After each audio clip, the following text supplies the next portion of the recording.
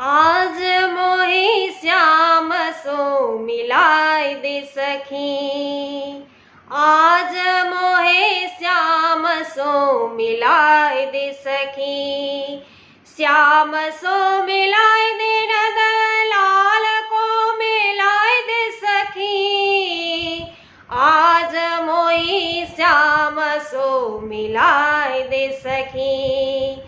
मोर मुगट शीश धर्या, मकर कुंडल कान धर्या, मंद मंद हसत हसत मधुर मधुर लाय दे सखी, आज मोहि श्याम सो मिलाय दे सखी।